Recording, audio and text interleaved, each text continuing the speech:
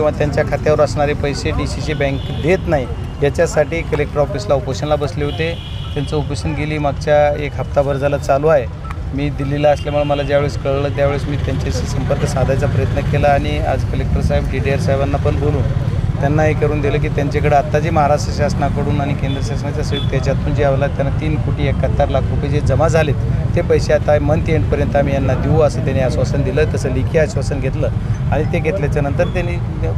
विनंती केली त्यांना की तुम्ही उपोषण पाठीमाग घ्या आणि पाठीमाग घ्यायच्या अनुषंगाने त्यांनी घेतले आणि त्यांना आणखी आता ठोंबरे म्हणून शिव पण बँकेचे होते त्यांनी पण सांगितलं की आमच्याकडे पैसे जसे उपलब्ध होते त्यांनी आणखी या उपोषणकर्त्यांनी एक खंत व्यक्त केली की बाकीच्या तालुक्यातले पैसे दिले जातात आणि आमचे फक्त बीड तालुक्यातले देत नाही। आता याच्यावर मला संशय आहे की बीड तालुक्यातल्याच लोकांचे का नाही, ह्या लोकसभेच्या निवडणुकीपासून बीड तालुक्यावर काही दुर्लक्ष झालं आहे का हे मला कळत नाही। तरी मी त्यांना तसं सांगितलं की बाबा बीड तालुका का नाही, असं जर असेल तर नाही, तर ते ठोंबरे म्हणले की नाही असं पुन्हा म्हणते रेशिओ जुळवायचा। आता मला माहीत नाही ते काय, तर मी एकदा स्वतः कलेक्टर साहेबाबरोबर या बँकेची बैठक लावणार म्हणजे लावणार आणि त्याच्यात गट सचिवाचा विषय प्रामुख्याने असेल, पीक कर्जाचा विषय असेल, हे सर्व गोष्टी असेल कलेक्टर साहेबाला बोलून आता हे 15 दिवस ही पण संपल्याच्या नंतर 22 तारखेच्या नंतर मी 100% मीटिंग लावणार।